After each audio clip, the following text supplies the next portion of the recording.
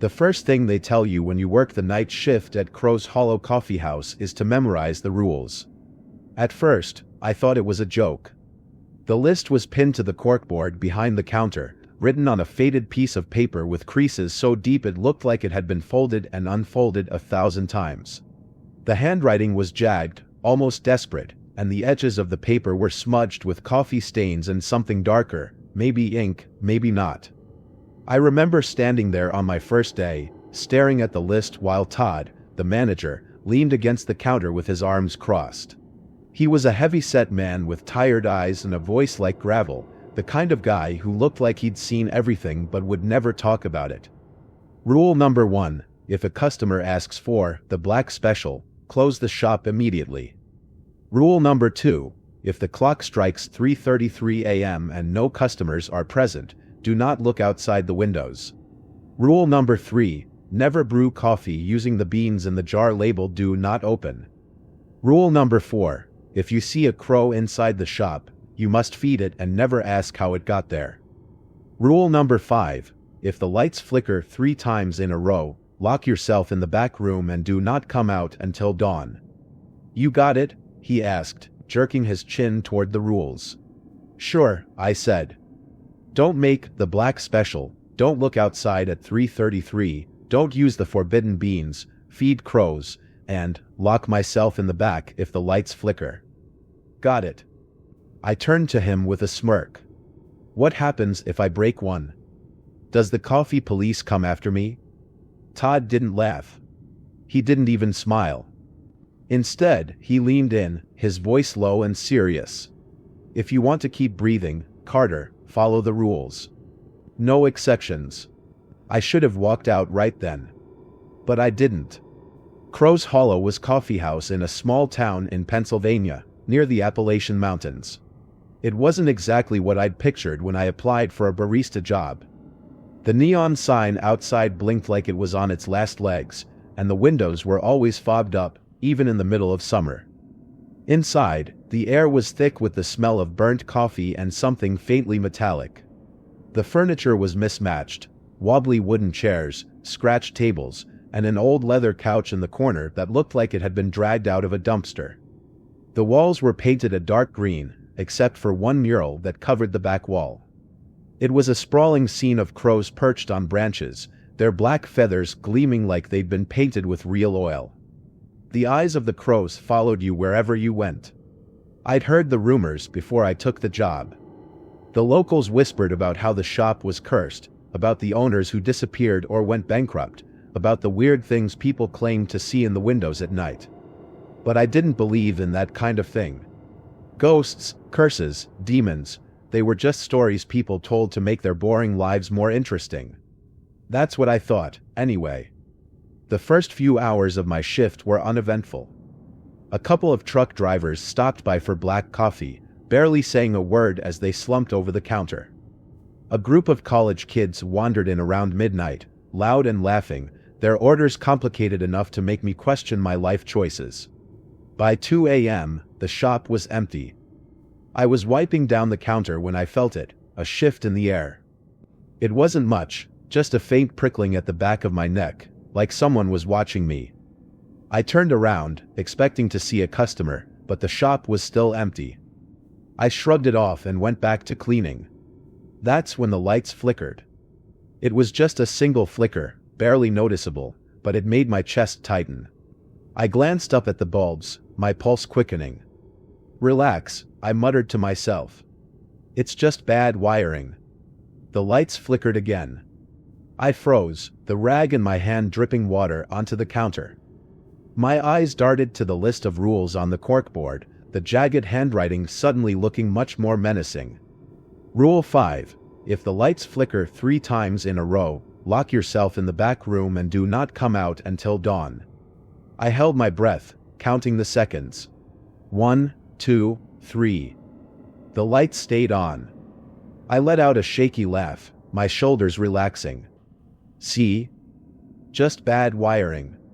But as I turned back to the counter, I could have sworn one of the crows on the mural had shifted. Todd came in around 6 a.m., just as the sun was rising. He didn't ask how my shift went, but I told him anyway. The lights flickered, I said, trying to keep my tone casual. Twice. Todd didn't look at me. He just nodded and said, "Good." That was it. No explanation, no reassurance, just good. Over the next few nights, I started to settle into the rhythm of the job. The night shift was quiet for the most part, just a handful of regulars passing through. Old man Henry, who always ordered a black coffee and sat in the corner reading a tattered newspaper. He never spoke, but sometimes I caught him staring at the mural, his face pale. Samantha, a college student who came in to study with a mountain of textbooks and a cup of herbal tea. She told me once that she liked the shop because it felt different. Derek, a trucker who always seemed exhausted, like he hadn't slept in days. He never stayed long, just grabbed his coffee and left without a word. They were normal enough, but there was something about them, an edge, a quiet tension, that made me wonder if they knew more about the shop than they let on. By my fifth night, the strangeness of Crow's Hollow was starting to get to me. The mural's crows seemed to shift positions when I wasn't looking. The coffee machine hissed and sputtered like it was alive. And the air inside the shop always felt just a little too cold, no matter how high I turned up the heat. I told myself it was just my imagination, that the rumors about the shop were messing with my head. But deep down, I wasn't so sure. The rules didn't feel like a joke anymore. The clock above the counter ticked softly as I finished wiping down the espresso machine for the third time that night. It was almost 3 a.m., and the shop was dead silent. The last customer, a college student buried in a mountain of notes, had left half an hour ago, leaving me alone in the dimly lit space. I glanced at the corkboard behind the counter. The list of rules stared back at me, the jagged handwriting looking almost alive in the flickering light. Rule 1. If a customer asks for the black special, close the shop immediately. The rule felt ridiculous, like something out of a bad horror movie. I'd been working here for 5 nights now, and nothing about this place seemed that dangerous. Sure, the mural creeped me out, and the lights had flickered twice during my first shift, but nothing had actually happened. I was starting to think Todd had made up the rules to scare new hires. The bell above the door jingled, making me jump. I turned to see a man shuffle into the shop. He looked off. His clothes were wrinkled and mismatched, the fabric stained with something dark. His hair was unkempt, and his eyes were bloodshot, the skin beneath them shadowed like he hadn't slept in days. "Hey," I said, forcing a smile. "What can I get for you?" The man didn't answer right away. He approached the counter slowly, his steps uneven, and stared at me with an intensity that made my skin crawl. "I'll take the black special," he said. The words hung in the air like a physical weight, pressing down on my chest. My first instinct was to laugh, to brush it off as some kind of prank. But there was something about the way he said it, his tone low and deliberate, his expression unreadable, that made my heart skip a beat. "I'm sorry," I said hesitantly. "We don't have anything called that." His eyes didn't leave mine. "The black special," he repeated, his voice sharper this time. I glanced at the list of rules, panic creeping in. If a customer asks for the black special, close the shop immediately. "Sir, I think you've got the wrong place," I said, trying to keep my voice steady. The man didn't respond. He just stood there, his eyes boring into mine, his presence filling the space like a dark cloud. I didn't know what to do. The shop was silent except for the faint hum of the coffee machines. My hand hovered over the register, my thoughts racing. I could lock up and leave, like the rule said. But what if Todd was messing with me? What if this guy was just a confused customer? "What's in it?" I asked, forcing a casual tone. The man smiled, but it wasn't friendly. "You'll see." I swallowed hard, my fingers gripping the edge of the counter. Against every instinct screaming at me to stop, I grabbed a cup and started preparing a regular black coffee. The atmosphere in the shop shifted. The lights dimmed slightly, the air growing heavier, thicker. I could feel the man's eyes on me as I worked, his presence unsettling in a way I couldn't explain. When I handed him the coffee, his smile widened. "Thank you," he said, his voice almost a whisper. He took the cup, turned, and walked out of the shop without another word. I let out a shaky breath, leaning against the counter. My hands were trembling, and I didn't know why. The clock ticked softly behind me. It was just after 3:15. And then, I saw it. A shadow moved across the window, too large and too fast to be a person. I froze, my eyes fixed on the glass. The parking lot outside was empty, the fog rolling in thick waves across the asphalt. The shadow moved again, darting past the window, closer this time. I stepped back, my heart pounding. The air inside the shop felt colder now, the faint hum of the machines replaced by a low, rhythmic tapping. It was coming from the glass. At first, I thought it was just the fog distorting the light. But as I stared, I realized there were faces pressed against the windows, vague, shadowy figures with hollow eyes and distorted features. One of them moved, its hand pressing against the glass, the fingers long and thin like branches. The tapping grew louder. I stumbled back, my foot catching on the corner of a stool. My eyes darted to the back room, but I couldn't make myself move. The figures were everywhere now, surrounding the shop, their hollow faces staring in at me. The lights flickered once. The rules. I needed to follow the rules. I bolted for the back room, my breath coming in shallow gasps. The tapping on the windows grew more frantic, the glass rattling as if it might shatter at any moment. I slammed the door behind me and locked it, my back pressed against the cold metal. The whispers started then, soft and faint at first, then louder, more insistent. They came from all around me, echoing through the walls, speaking words I couldn't understand.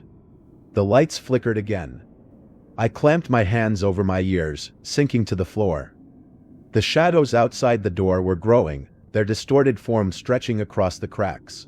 The lights flickered a third time. And then, silence. I don't know how long I sat there, my knees pulled to my chest, my eyes fixed on the door. When the first rays of sunlight broke through the small window above me, the whispers stopped. The shadows faded. The air grew lighter, warmer. I waited another 5 minutes before opening the door. The shop was empty. The windows were clean, no sign of the figures that had pressed against the glass. The coffee machines hummed softly, the mural of crows staring down at me with blank, unblinking eyes. The only sign that anything had happened was the list of rules. The edges of the paper were damp, the ink smeared, but the words were still legible. Rule 1. If a customer asks for the black special, close the shop immediately. Todd was waiting for me when I stepped outside. He was leaning against his truck, his arms crossed, his expression thunderous. "What the hell happened last night?" he demanded. I hesitated, unsure how much to tell him. "A guy came in and asked for the black special," I said finally. Todd's face darkened. And I made him a coffee, I admitted. "You what?" Todd's voice rose, his hands curling into fists. "Did you even read the rules?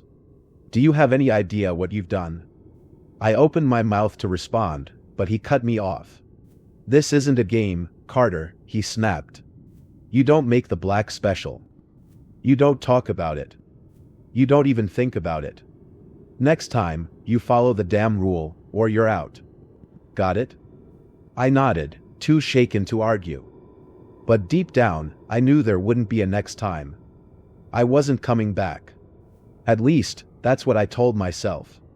The morning after the Black Special incident, I sat in my car outside Crow's Hollow Coffee House, debating whether to go back in. The memory of those shadowy figures at the windows and the strange, cold whispers hadn't left me.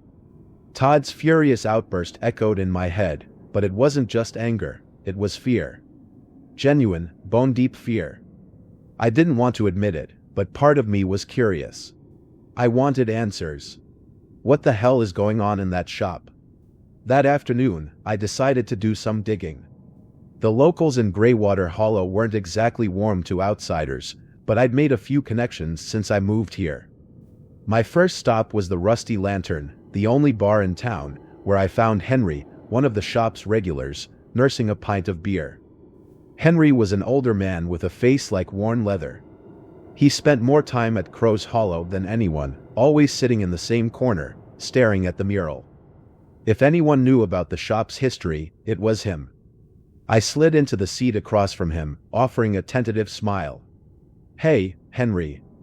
He grunted, barely looking up. "I was wondering if you could tell me a little about the coffee shop.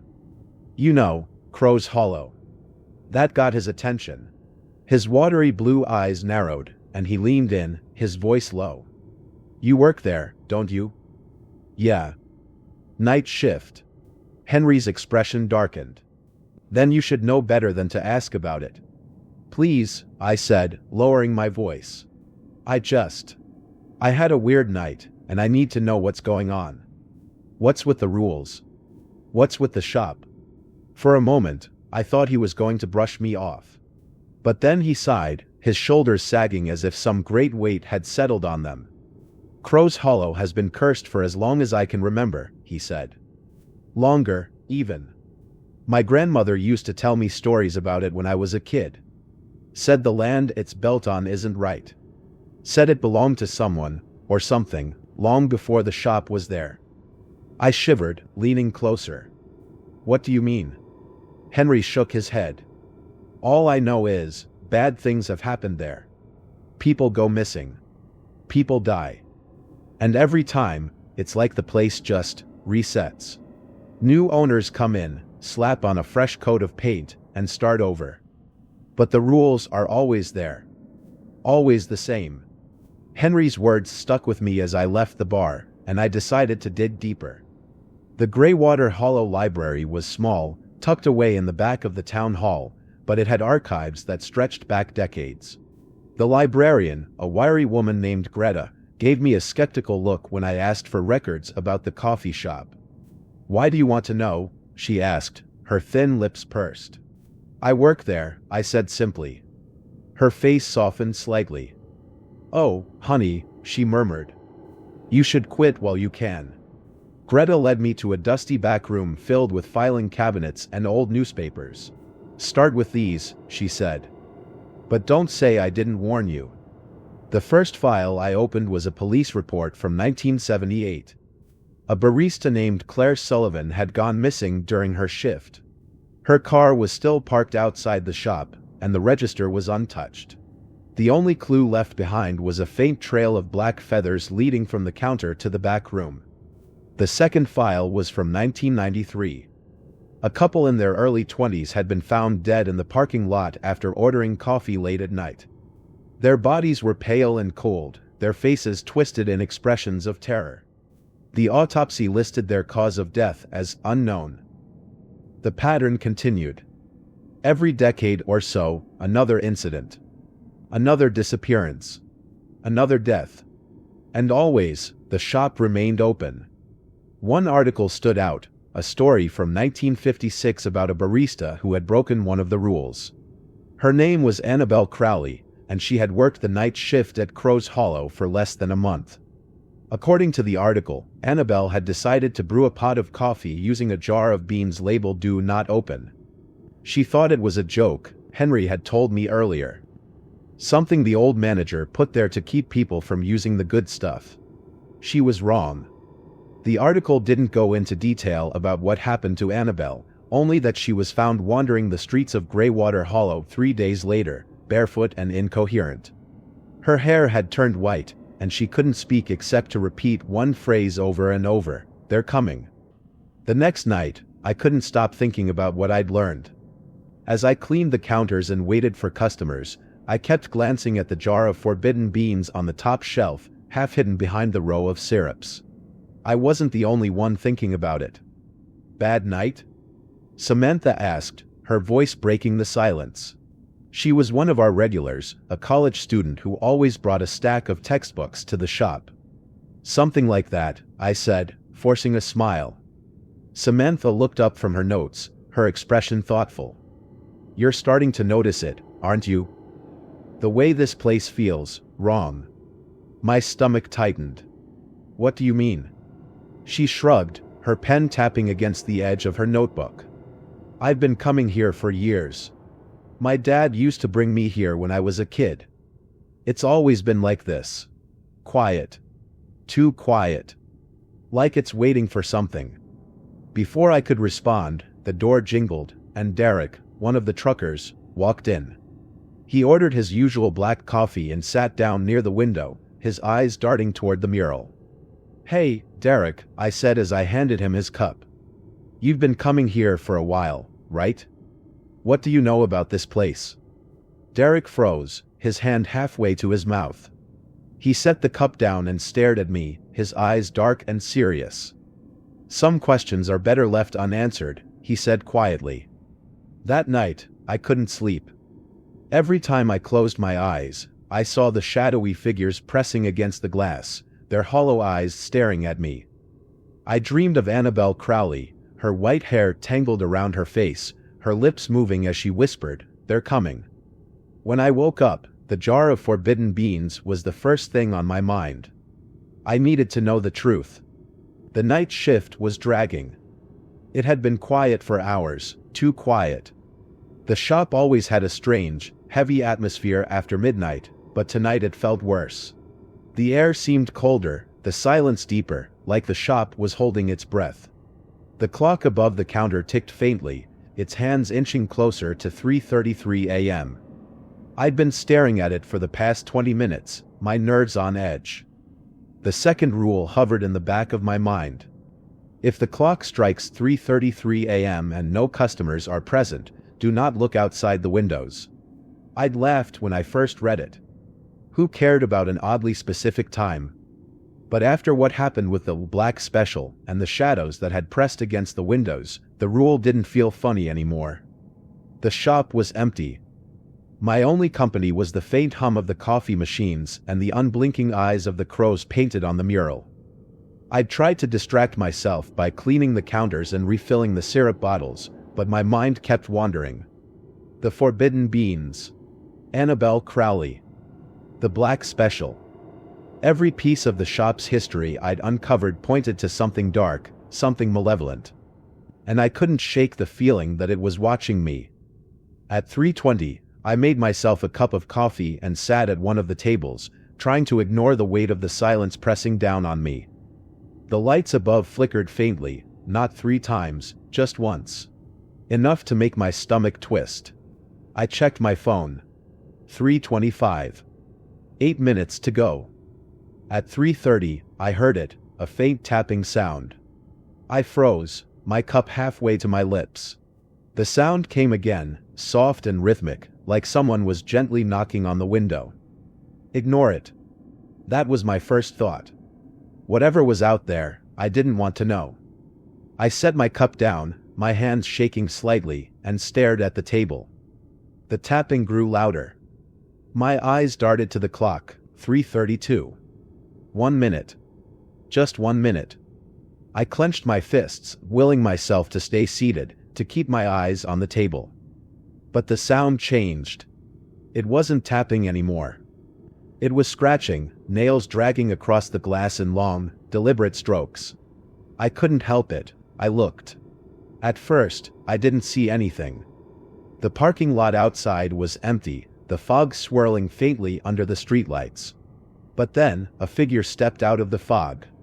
It was tall and thin, its limbs too long, its face obscured by shadow. It moved closer to the window, its gait uneven, almost jerky, like a puppet on strings.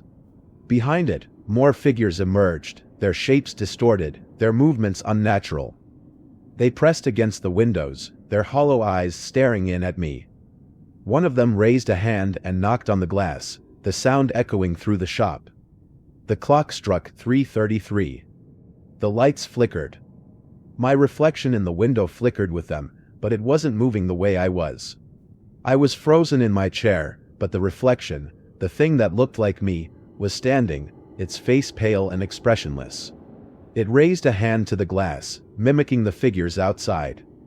My breath caught in my throat. The reflection smiled. I scrambled out of my chair, my heart pounding, and backed away from the window. The figures outside didn't move, but their eyes seemed to follow me. The reflection in the glass didn't disappear. It knocked on the window, its movements slow and deliberate. I stumbled toward the counter, my hands shaking as I fumbled for my phone. My mind was screaming at me to call Todd, to call anyone, but I couldn't unlock the screen. My hands were too slick with sweat, my fingers trembling. Then I heard the whisper. It came from everywhere and nowhere, wrapping around me like a cold wind. The voice was low and distorted, a perfect imitation of my own. "Let me in," it said. I shook my head, backing away from the counter. "No," I whispered, my voice trembling. "Let me in," it repeated, louder this time. The reflection in the glass pressed its hand harder against the window. The glass didn't crack, but it rippled, like water disturbed by a stone. The crows on the mural began to move. I didn't see it at first, but I felt it, their unblinking eyes turning toward me, their wings shifting ever so slightly. One by one, they peeled off the wall, their dark feathers scattering like ash as they flew toward the windows. The figures outside recoiled, their shapes dissolving into the fog as the crows descended on them. The tapping stopped, replaced by the sound of wings beating against the glass. The reflection in the window didn't disappear. It stayed there, staring at me, its smile widening. The crows returned to the mural just as the first rays of sunlight broke through the fog. The shop was silent again, the air heavy with the scent of burnt coffee. The windows were clean, no sign of the figures or the reflection that had taunted me. I sat on the floor behind the counter, my knees pulled to my chest, my hands still trembling. The clock above the counter ticked faintly, its hands creeping toward 6 a.m. When Todd arrived, he found me there, staring at the list of rules pinned to the corkboard. "You looked, didn't you?" he said, his voice quiet.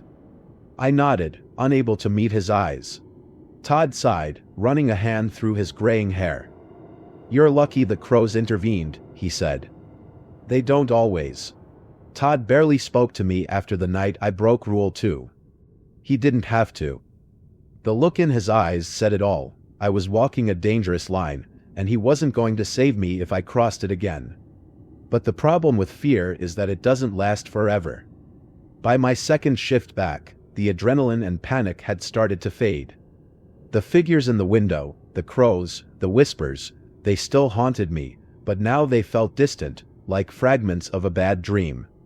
The more I thought about it, the more I wondered if I'd imagined the whole thing. That's how the shop gets you. The jar of beans labeled "Do Not Open" had been sitting on the top shelf above the counter since my first day. I'd never paid it much attention. It was smaller than the other jars, the glass foggy and scratched, its contents hidden in shadow. The label was scrawled in faded black ink, the letters uneven and rushed. Todd had pointed it out during my training. "That jar stays shut," he said. "No exceptions. I don't care if we run out of beans and you've got a line out the door. You don't touch it." At the time, I thought he was being dramatic. Now, I wasn't so sure. The jar seemed different lately. Some nights, I swore I could hear faint sounds coming from it, a soft hum, like a far-off melody, or a faint tapping, like beans shifting inside. I told myself it was my imagination. But I couldn't stop thinking about it. It was a slow night. The shop was empty, and the clock had just struck 2 a.m. I'd spent the past hour rearranging the syrup bottles and sweeping the floor, trying to keep busy, but my eyes kept drifting to the jar. I didn't mean to open it. I told myself I was just going to take a closer look, maybe dust off the glass or check the label. But when I climbed onto the counter and reached for it, my fingers moved on their own, twisting the lid before I could stop myself. The jar opened with a faint hiss, like air escaping a sealed tomb. Inside were beans unlike any I'd ever seen, dark and glossy, almost black, with faint veins of gold running through them. They gave off a faint aroma, rich and intoxicating, like freshly brewed coffee mixed with something sweeter, almost floral. I stared at them, my mind buzzing. What's the worst that could happen? The coffee machine hissed as the first few drops of liquid dripped into the pot. The scent filled the shop immediately, stronger than anything I'd ever brewed before. It wasn't just coffee, it was warmth and comfort and nostalgia, like the feeling of coming home after a long day. I poured myself a cup, the steam curling in the dim light.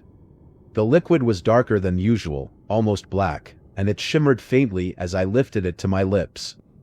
The first sip was electric. It wasn't just good, it was perfect. The bitterness, the sweetness, the warmth, it was everything coffee was supposed to be, distilled into a single cup. I closed my eyes, savoring the taste, and for a moment, I forgot about the rules. Then the bell above the door jingled. The customer didn't look unusual at first. She was tall and thin, her black coat trailing behind her as she stepped inside. Her hair was long and dark, her face pale but striking, her movements smooth and deliberate. "Good evening," she said, her voice soft and melodic. "Hi," I said, setting my cup down. "What can I get for you?" The woman's lips curled into a faint smile. "Whatever you're having." I hesitated.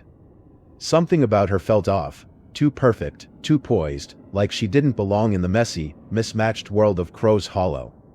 But I grabbed another cup and poured the forbidden coffee. The woman accepted it gracefully, holding the cup to her lips without taking a sip. Her eyes met mine over the rim, and I felt a chill run down my spine. "Thank you," she said. "It's been so long since anyone invited me in." The air in the shop shifted immediately. The temperature dropped, the lights dimming until the shop was bathed in a faint, flickering glow. The hum of the coffee machines faded, replaced by a low, steady vibration that seemed to come from the walls themselves. The woman took a seat near the mural, her dark eyes fixed on me. And then the crows began to move. It started with a faint rustling sound, like feathers brushing against wood. One by one, the painted crows peeled away from the wall, their wings stretching as they took flight. They circled the shop, their dark feathers scattering like ash, their sharp cries echoing in my ears. The woman watched them, her smile widening. "Beautiful, aren't they?" she said. I backed away, my heart pounding. "Who are you?" She tilted her head, her eyes glinting in the dim light. "You opened the jar," she said simply. "You brewed the beans. You invited me in." The crows began to gather above her, forming a spiraling vortex of feathers and shadows. The shop seemed to stretch around them, the walls twisting and warping as if pulled by invisible strings. The woman stood, her movements slow and deliberate. "The rules are simple," she said. "They exist to keep me out. But you broke them. And now..." The vortex descended, the crows swirling around her like a storm. Their cries grew louder, more frantic, until they drowned out everything else. I covered my ears, falling to my knees, but the sound didn't stop. It burrowed into my skull, filling my mind with images of darkness and fire, of shadowy figures pressing against glass, of endless rows of coffee cups filled with black liquid. And then, silence. When I opened my eyes, the woman was gone. The crows had returned to the mural, their painted eyes staring down at me. The shop was still, the air heavy with the scent of burnt coffee. The jar of forbidden beans sat on the counter, its lid tightly sealed.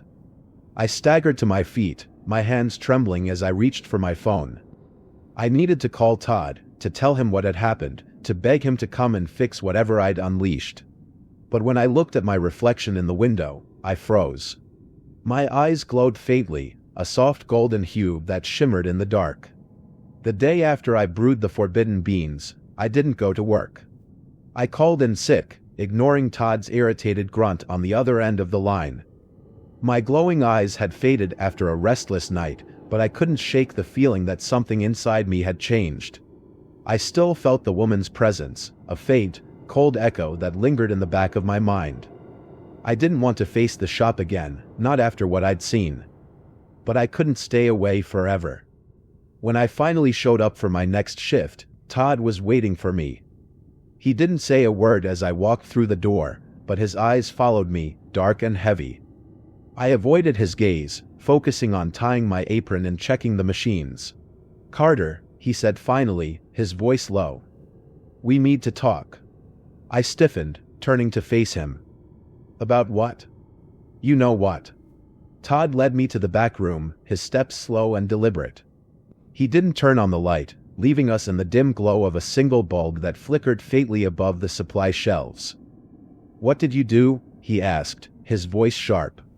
I swallowed hard. I opened the jar, I admitted. Todd's face darkened, his jaw clenching. Do you have any idea what you've done? I didn't think it would. That's the problem, he interrupted. You didn't think. The rules aren't suggestions, Carter.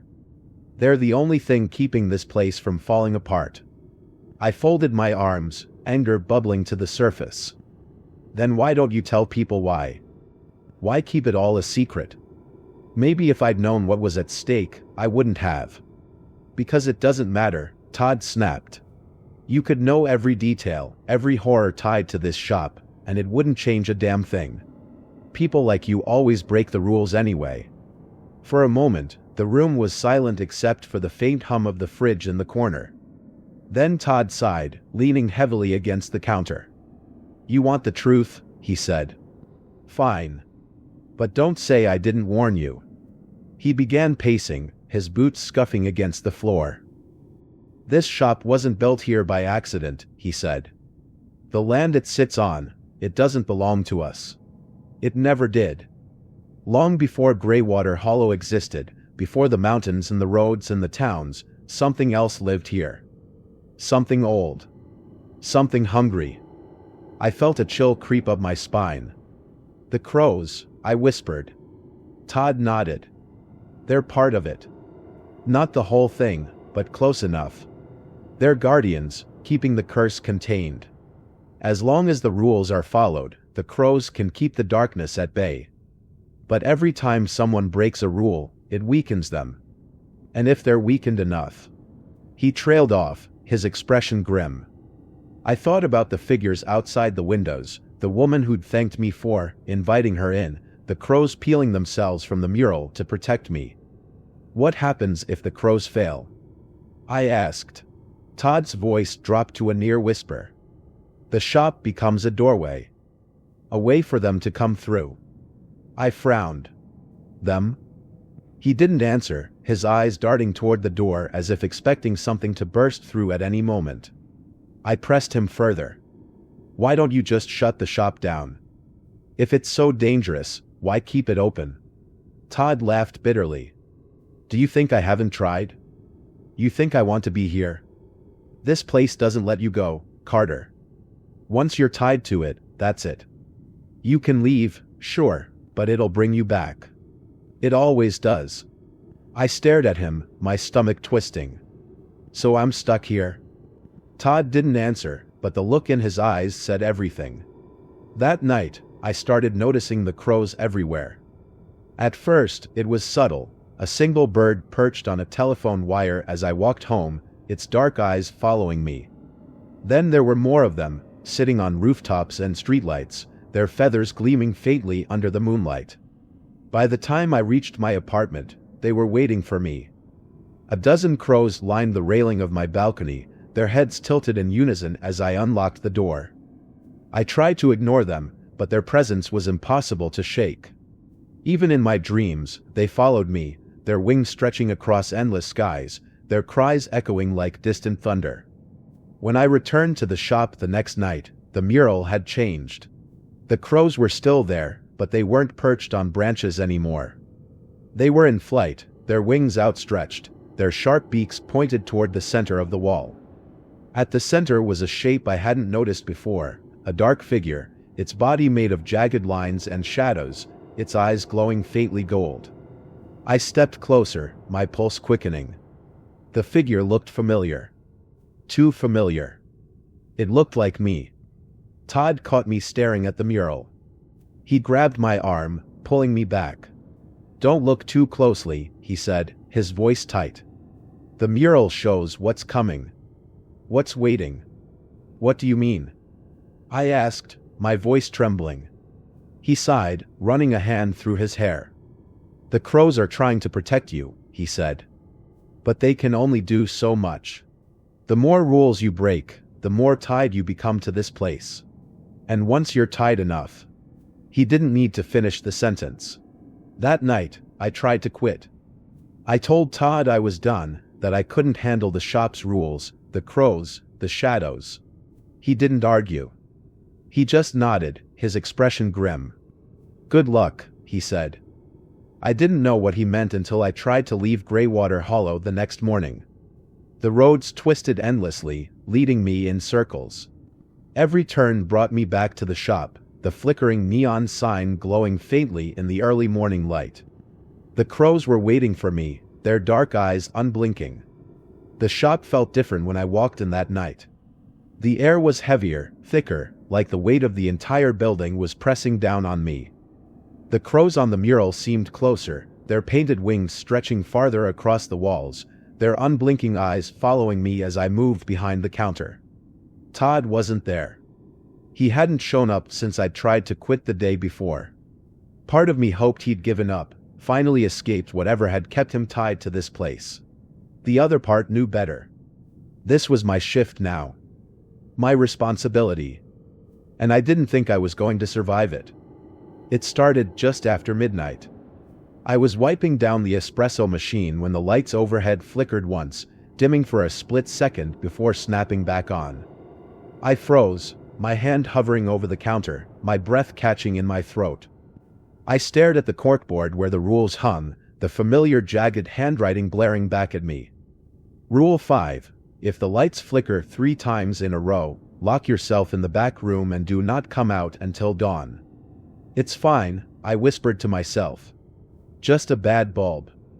But I didn't believe it. Not really. At 2:45 a.m., the second flicker came.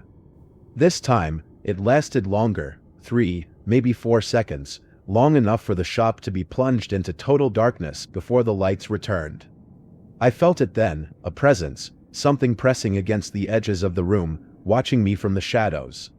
I turned toward the mural, half expecting the crows to peel away from the wall like they had before. But they didn't move. Not yet. Their painted eyes were fixed on me, unblinking, as if waiting for something. At 3 a.m., the shop grew colder. The temperature dropped so suddenly that I could see my breath misting in the air. The hum of the coffee machines faded, replaced by a low, steady vibration that seemed to come from the floor beneath my feet. And then, the whispers started. They came from nowhere and everywhere all at once, soft and faint, like wind rustling through dead leaves. I couldn't make out the words, but the tone was unmistakable, mocking, taunting, pulling at the edges of my mind. I clamped my hands over my ears, backing away from the counter. "Stop it," I muttered, my voice trembling. "Just stop." But the whispers only grew louder. At 3:33 a.m., the lights flickered a third time. This time, they didn't come back on. The shop was plunged into darkness, the whispers rising to a deafening crescendo. The crows on the mural began to move, their painted feathers peeling away from the wall as they spread their wings. I stumbled toward the back room, my heart pounding. The door was only a few feet away, but the space between us seemed to stretch endlessly, the shadows pulling at my feet like quicksand. The whispers turned into voices, low and guttural, speaking words I couldn't understand. I reached the door and threw it open, slamming it shut behind me. The back room was colder than the shop. The single bulb overhead flickered faintly, casting long shadows across the walls. The whispers didn't stop. They seeped through the cracks in the door, curling around me like smoke. I pressed my back against the door, my hands trembling. Then the walls started to bleed. Thick, black liquid oozed from the cracks, dripping down the walls in slow, deliberate rivulets. The smell was overwhelming, bitter and metallic, like burnt coffee mixed with blood. I covered my nose, gagging, but the liquid kept coming, pooling on the floor around my feet. And then, the door started to shake. I squeezed my eyes shut, my breath coming in ragged gasps. The whispers grew louder, transforming into a single, resonant voice. It was deep and distorted, reverberating through the room like the toll of a funeral bell. "You broke the rules." I shook my head, tears streaming down my face. "I didn't mean to," I whispered. "I didn't know. You invited me in." The back room disappeared. I was standing in the middle of the shop, but it wasn't the same. The walls were gone, replaced by endless rows of dark, twisted trees. The counters stretched into infinity, each one covered with cups of black coffee that shimmered faintly in the dim light. The crows were everywhere, their wings blotting out the sky, their cries echoing like a storm. And in the center of it all was her. The woman from before. The one I'd served the forbidden coffee. Her eyes glowed faintly gold, her smile sharp and predatory. "You broke the rules," she said, her voice soft and melodic. "And now, you're mine." The crows descended, their sharp beaks tearing through the air as they swarmed around me. I screamed, falling to my knees, my hands covering my head. The woman's laughter echoed through the shop, blending with the cries of the crows and the whispers that still clung to the air. When I opened my eyes, the crows were gone. The shop was back to normal, or at least, it looked that way. The counters were clean, the lights were steady, and the mural was still. But I wasn't the same. When the first rays of sunlight streamed through the windows, I saw my reflection in the coffee machine.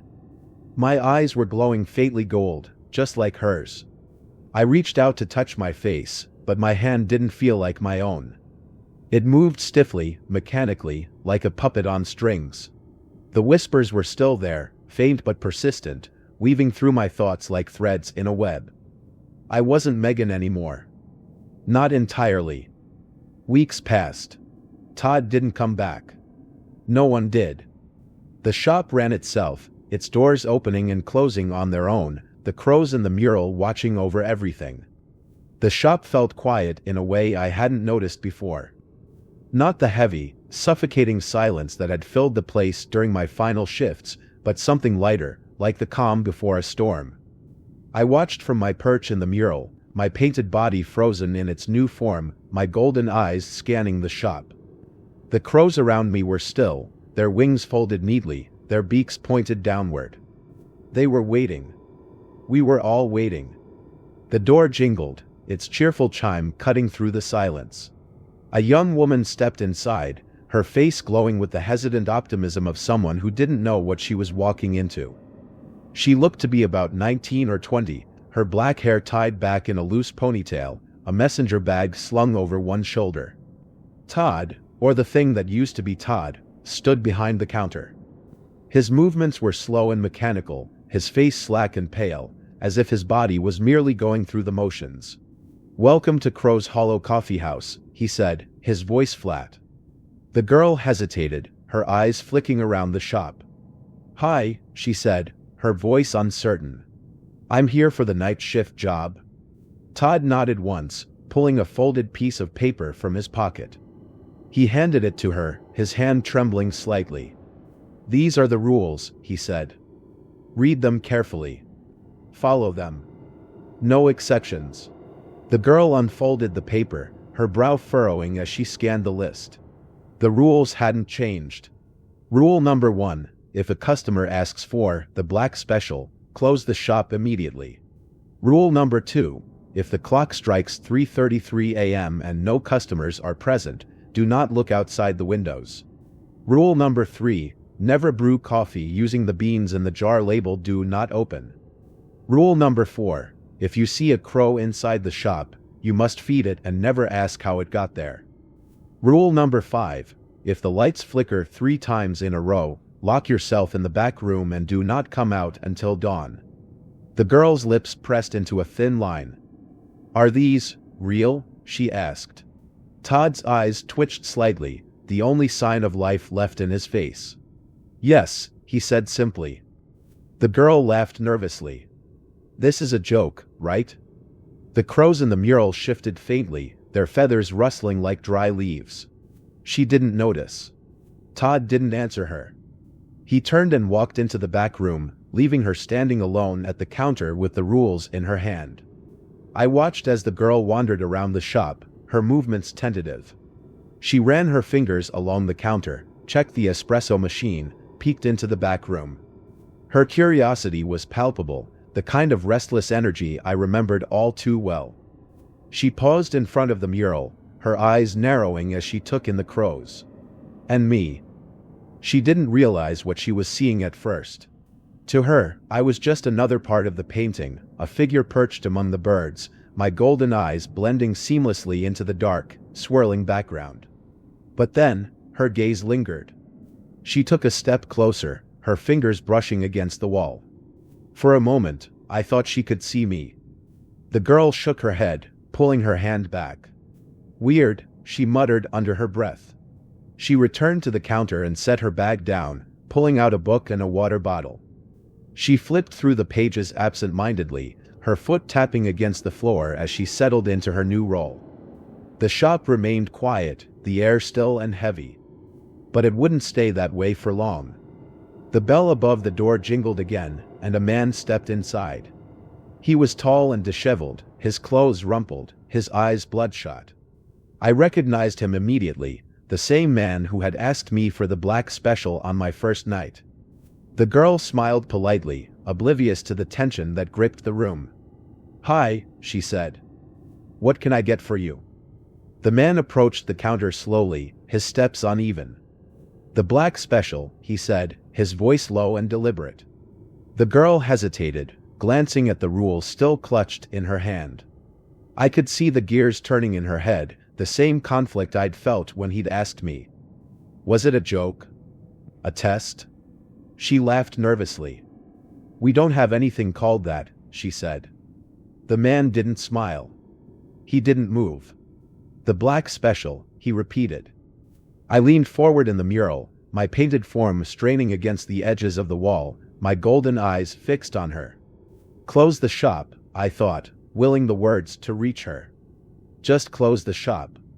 But she didn't. The girl reached for a cup, her hands trembling slightly.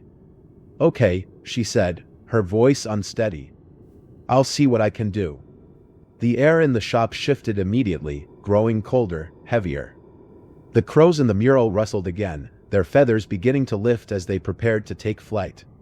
The man smiled faintly, his eyes glinting with a dark, unnatural light. And as the first drops of coffee hit the bottom of the pot, I felt the shop come alive again. The shadows deepened, the wall stretched, and the whispers returned, curling through the air like smoke. The crows took flight, their painted forms peeling away from the wall as the girl turned toward the man, oblivious to the storm she had unleashed. I watched it all from my perch in the mural, my painted figure motionless, my golden eyes unblinking.